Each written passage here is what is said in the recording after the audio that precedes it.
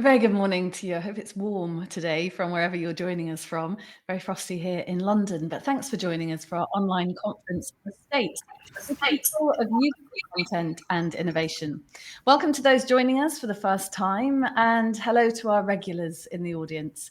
The National Health Executive is always keen to deliver content which inspires innovation on the platform long after the event has finished. So to access the on-demand content, please visit events.nationalhealthexecutive.com/on-demand. Today will be packed with opportunities to network and acquire industry knowledge and best practices from other NHS professionals. So I hope you're looking forward to what we've got in store. Before we begin, I'd just like to say thank you to our industry leaders and experts who have taken time out to join us to share their high quality insights. It is really appreciated. Due to the standard of content that will be shared on our NHE 365 platform, it's worth pointing out that all content is CPD certified. So for every hour of content you watch, you'll earn 1 CPD point, and your CPD certificate will be sent to you in the next day or so. Please also note that our networking opportunities can be accessed via the speed networking function. I encourage you to collaborate with your colleagues as another valuable source of learning. This all plays a part in the community we're growing, a community built by you, for you, and your peers and colleagues to share in the knowledge and connections. Also on the NHE 365 platform, you can access a wealth of resources in our on-demand content section, as well as the digital marketplace, where our partners provide information for you and your teams to digest at your leisure. Finally, do feel free to share your thoughts and experiences today across social media using the hashtag NHE365. This NHS Estates event is designed to highlight the innovation and advancements which are reshaping the delivery of healthcare services. We're offering a platform for healthcare professionals and those with an interest in estates to come together, exchange ideas, and explore the collaborative opportunities we have. Our health sector is working on a variety of transformational projects for the NHS estate, ranging from new builds to refurbishments and estate plans, all to modernise NHS estates and buildings. Since well before the pandemic, the NHS has had some out-of-date healthcare facilities which have been ruled unsuitable for purpose. With backlog increases, now is the time to look at effective and efficient ways to tackle the issues using digital and other means to provide fit-for-purpose facilities to meet patients' needs. The encouraging thing to come out of the pandemic is the power of teamwork and how teams are looking for new ways to innovate and collaborate with colleagues locally, regionally, and nationally to help the NHS adapt and deliver the NHS long-term plan. So let's get started. Our first panel, just a bit further for me, Jack, if you can, is about construction and new hospitals.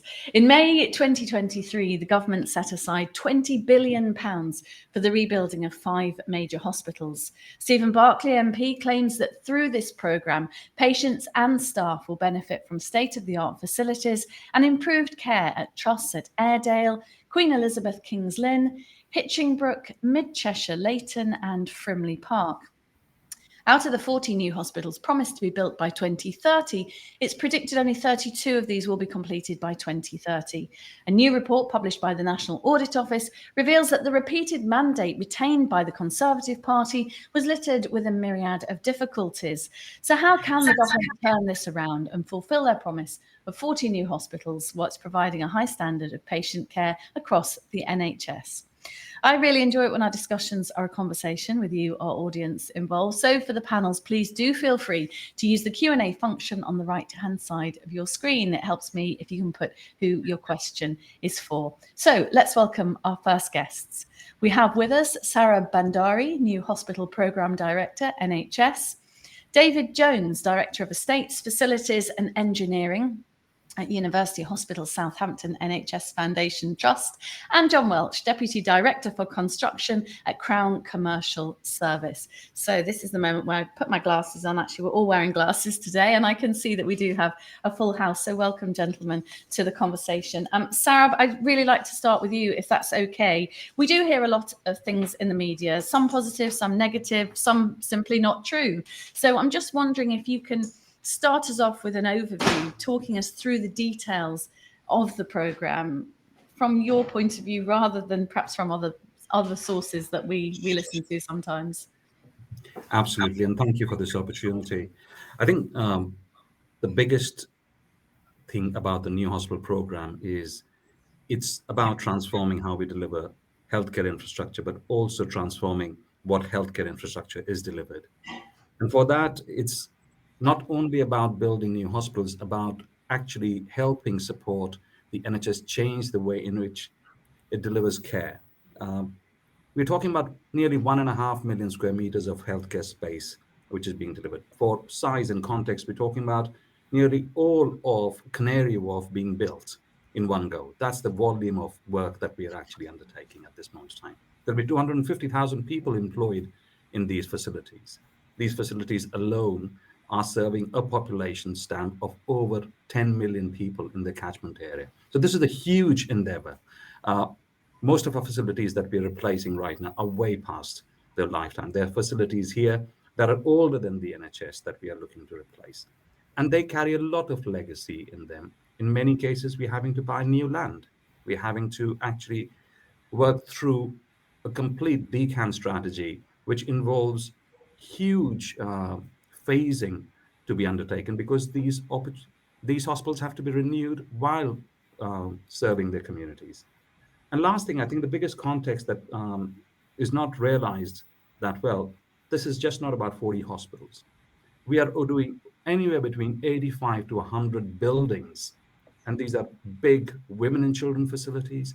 These are cancer care centers. These are mental health hospitals, which all come together to build this. We've already delivered 4 of them, which are operational. 2 are completing construction this year, and 2 more are completing construction next year. So there's a lot of work going on, but building hospitals that last 100 years takes a lot of thinking and time to get it right.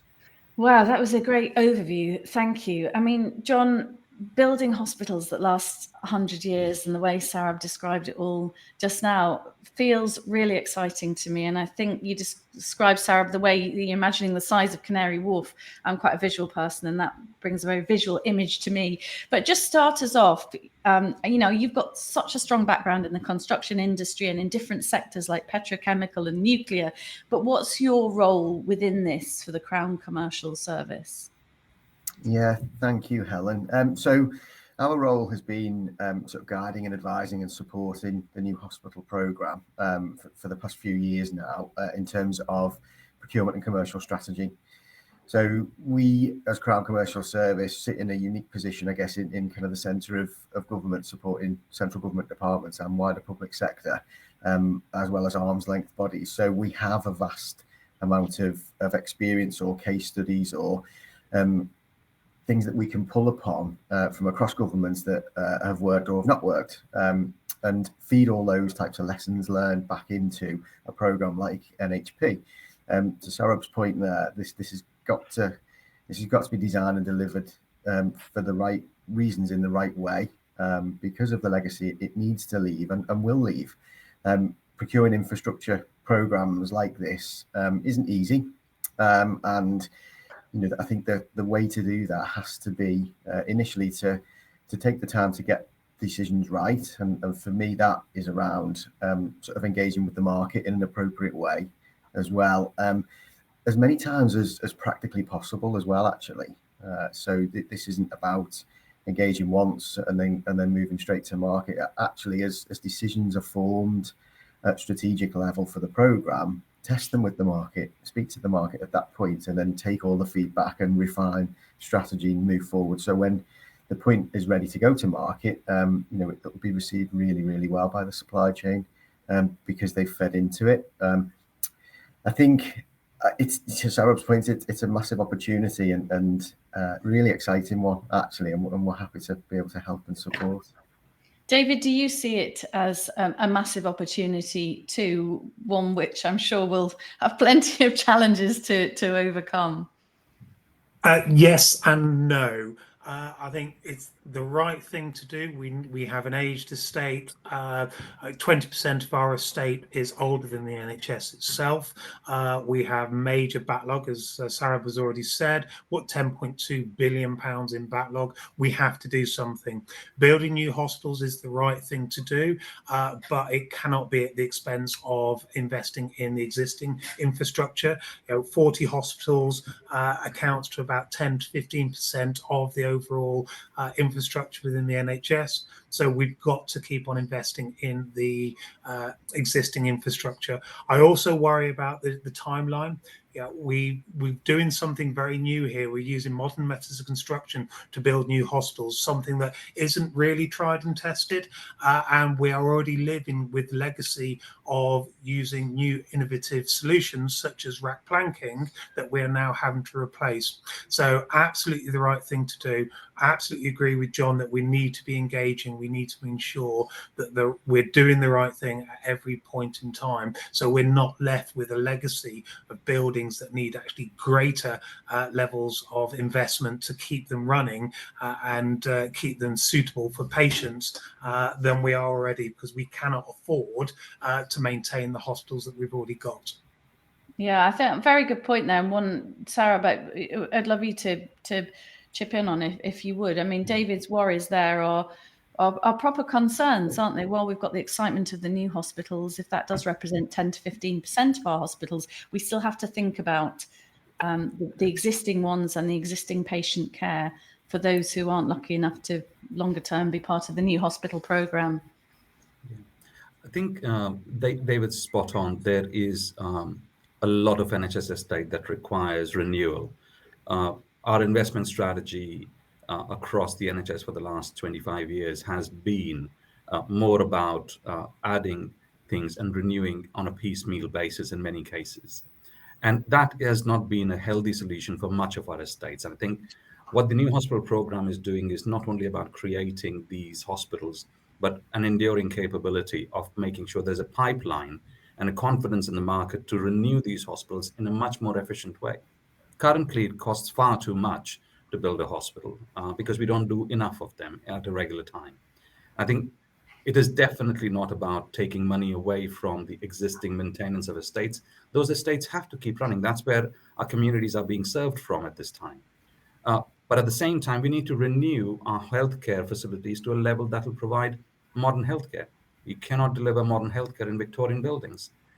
You cannot digitize these facilities. Our patients aren't getting much better that they would as compared to new facilities. So we need to chart a path towards making majority of our facilities which are fit for modern treatment. So I totally agree with David. And of course, there is risk of choosing material that is well tested, well tried. Much of what the new hospital program is doing is about making sure that those choices are made based on whole life costing rather than short-term solutions. And that's a core part of it. John, I just wondered if you wanted to expound a bit. You touched briefly on there about procurement methods. I'm presuming, as you know, most things we do within the NHS, collaboration is key in that. But do you want to talk a bit more about how we can engage with the market in the right way and make the correct decisions? Yeah, of course, I'd love to. I think there's different ways, obviously, that we can engage with the market, and there's a term that often gets used around early supply chain involvement.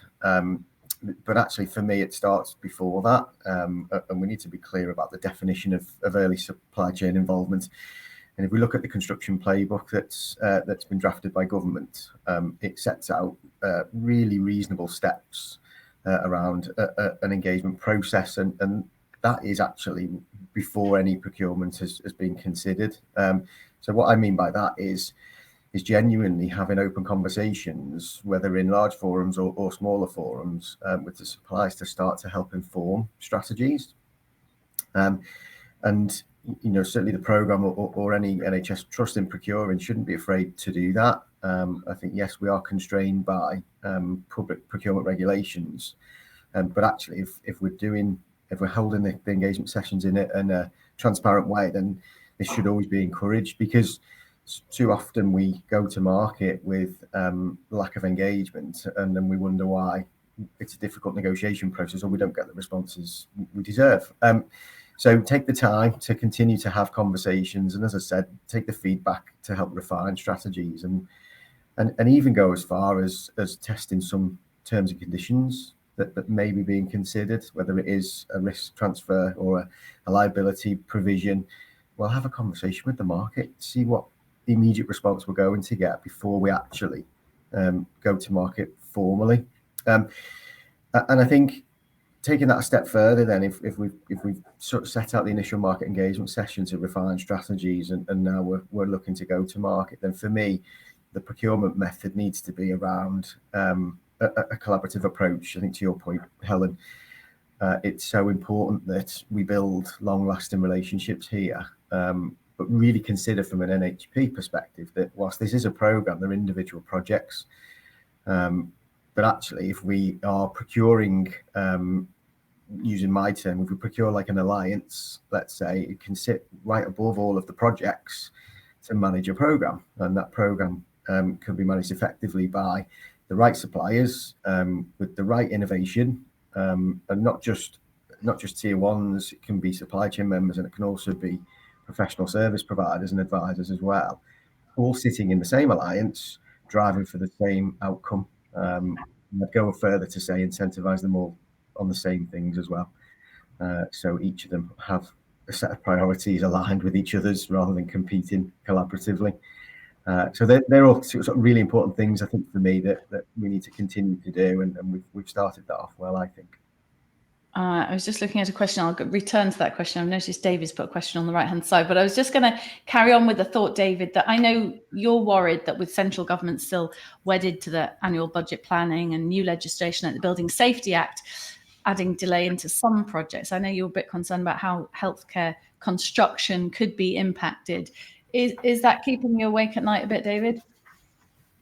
It is. We've got a number of live programs at the moment based on this year's capital allocation that are being paused because of the new Building Safety Act, which is adding effectively 8 weeks to the start of the construction.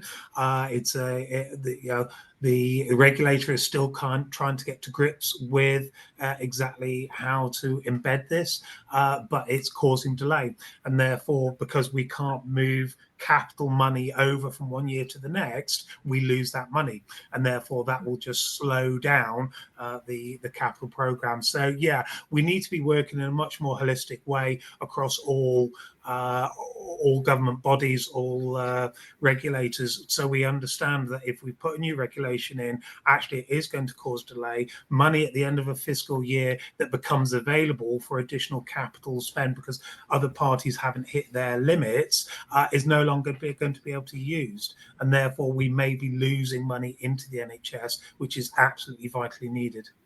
Yeah, I just wondered, David, if I can put Paul's question to you or point to you. Oh, now it's moved. Hold on a second. Here we go.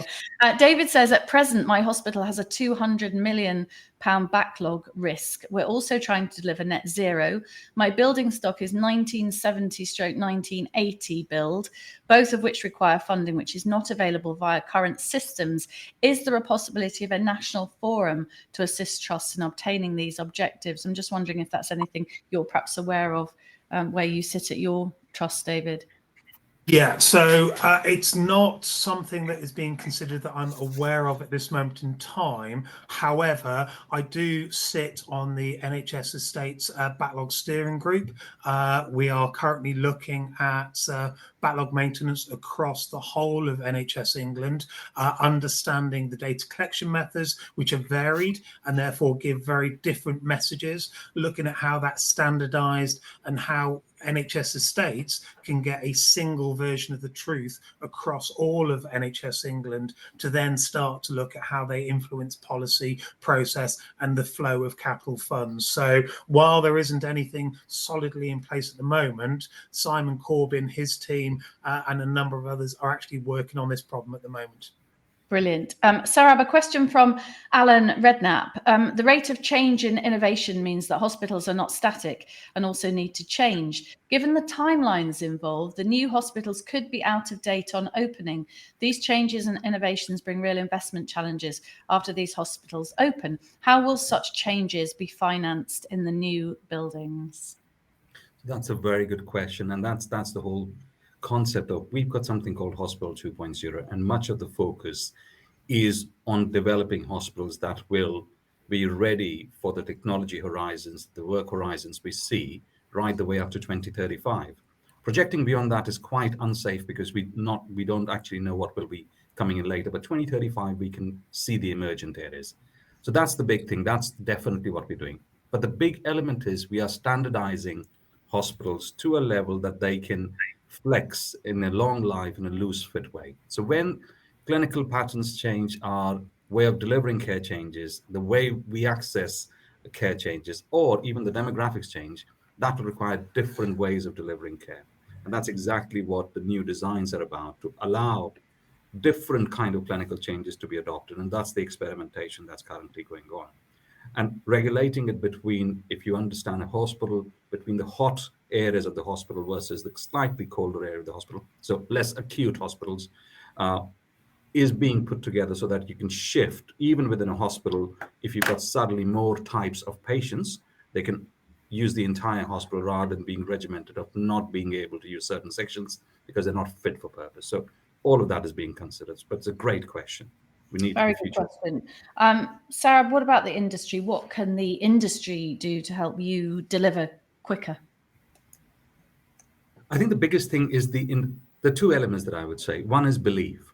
There is a large amount of funding now allocated to this program, and therefore the industry needs to scale up. We need to double, if not triple, the size of major areas of our industry, and that's primarily in the mechanical engineering plant, but also in the digital technologies. These buildings would be so much more digitized than we've ever had in play.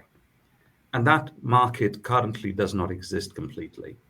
And we need innovators to join the healthcare delivery market, not only from a capital infrastructure perspective, but also people who would maintain and run these facilities. There's also opportunities for educators, including universities and our clinical colleagues, to innovate new ways of working, train new colleagues, because the biggest element, the workforce that we will require to work in these facilities, is be much more upgraded than what you and I are. Rather, I was saying to a colleague of mine, I'd probably end up using care in these facilities. These are for people who would be delivering care in these facilities. So let's make sure that those people are trained up. John, there's also a big source of learning from failures, really, aren't there? Learning from, learning lessons that other people have sort of gone through and not had a good outcome. Do you, when you're doing a project like this, do you also look at lessons learned? And if so, how do you engage with the market when you're trying to ascertain those lessons learned? We do. We absolutely do. And you're right. I think, was it Elon Musk said something like, if you're not failing 9 times out of 10, then you're not progressing. Something like that. So it's really important to accept that, things don't go to plan all of the time. And often they don't go right first time as well. So taking those learnings are so important. And it's important to do it at different stages as well. So if we looked at a life cycle of a project, and of course it always starts sort of internally around business cases and requirements definition, etc. It's making sure that on larger programs like this, we're able to access the journeys that other departments or other major programs across the UK and internationally have gone through and learn from the developments that they've seen.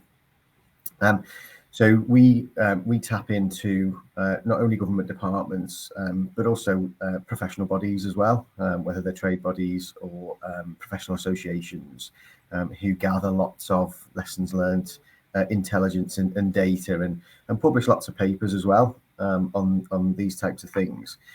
Also, just continue to talk to the market. I've mentioned it umpteen times already in sort of the 10 minutes I've spoken. It's really important to learn from the market. They're not just bidding for you. they're bidding for multiple clients. So there'll be different ways to do things that they'll experience.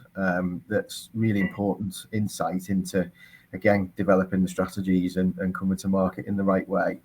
And then continue that during the installation or construction phase as well.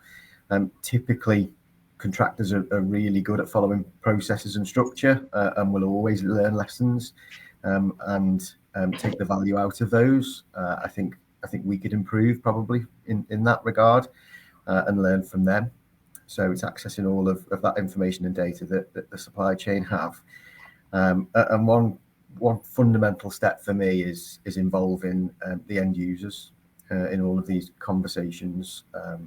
In this context from a clinical perspective, I think too often, so I've mentioned it before, we need to look at these on a whole life basis, not just cost, but certainly value and from a lessons point of view. And there's no better people to help inform that than the end user.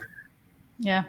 And patients too, David. It's important, isn't it, that there's input from patients with these new hospitals, and it's the people in the hospitals. Often the clinicians are busy working and fixing people, but I suppose from a patient's point of view, we have a contribution to make too. Yeah, absolutely. We all remember on a daily basis why we're here, why we work in the NHS. It is for patients and to try and make the clinical pathway as smooth as possible.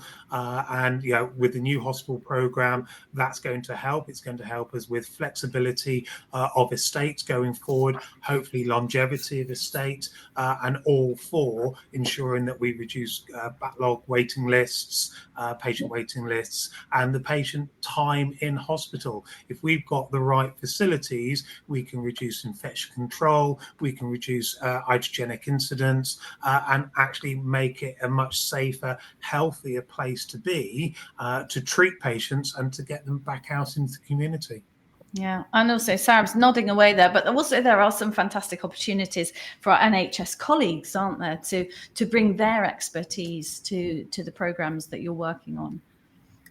Absolutely. I mentioned right at the start, over 250,000 people would be involved in delivering care through these facilities. But through the process of actually developing and delivering these facilities, there's lots of opportunities for clinical experts, for delivery experts, for facilities management experts to join the troops. We've already held over, I think last calculation on this was around 2,500 hours of consultation with various experts. And that will remain, because as we learn new novel technologies, it's more about making sure that everyone can benefit from them, that we can spread this across the nation in order to improve all facilities rather than where the expertise actually lies. So join in.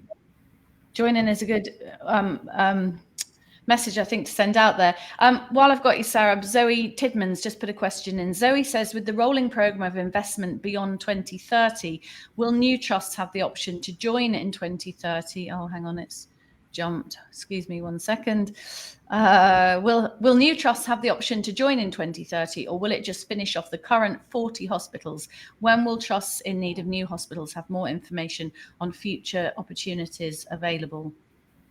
So the new hospital program is creating an enduring capability of how hospitals are delivered and when they're actually delivered. We already have multiple hospitals in the pipeline, which would be delivered in the post-2030 era as well. And I'm sure that through the department and through our various governments, there'll be opportunities to join into the new hospital program in the future. Okay, and one more question, Sarah, before you, from Ian. Is there enough capacity in the market to support the pipeline of projects? There are a limited number of major construction firms with the capacity to deliver complex acute healthcare projects, regardless of MMC.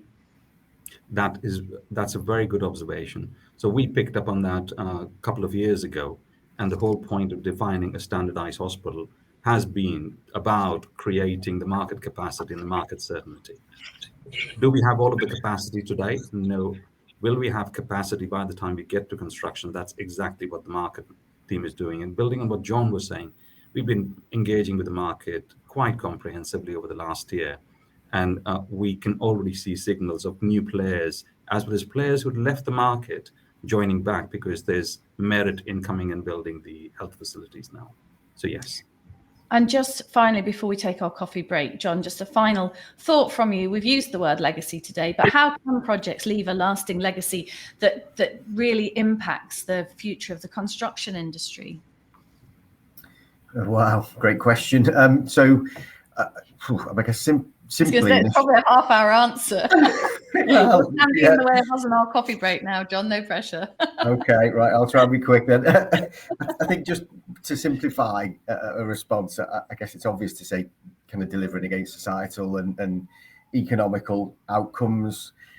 So it's making sure when we're considering what we're trying to achieve here, we are considering outcomes. So we mentioned patients before. What's the patient experience that we're looking to achieve here in what we're trying to deliver? That's kind of, I guess, a really simple view to take. Not easy. I absolutely accept that, but also I think around sort of designing and procuring in the right way to make sure we're creating a shift change in the industry and the responses that we get back from industry. To Sarab's point before, this is a transformation program really. This isn't just about building 40 projects, if I can put it like that. So it's really important that we're able to do that, to get the right responses to deliver and achieve the right outcomes, because we're going to need to do this moving forward as well. And it might not be on a hospital program again the next 20 years. It might be a different program, but the point being, what we're trying to establish from a new hospital program perspective is to design and procure and deliver outcomes in a fundamentally different way to what we've done before, so we can create that change in the industry and maintain it moving forward. And long term, of course, we're going to have to do more of this, aren't we, beyond 40 hospitals? Because as David pointed out at the beginning, we're using buildings that are older than the NHS itself. So let's hope this is a very positive start, and that transformation, over the decades, perhaps beyond our lifetime, will see all hospitals to the kind of standard that you're aiming at for the new hospital. Thank you so much for joining us. So thank you to Sarab, David and John for starting off the day with an insight into construction and our new build hospitals. And thank you for submitting your questions. We'll take a very short break now, time to absorb what we've learned so far. And if you have a chance, do engage with the speed networking functionality. Perhaps use what you've learned this morning as an icebreaker. Look forward to seeing you for our next panel on refurbishment and retrofitting at 10:40 in 10 minutes time.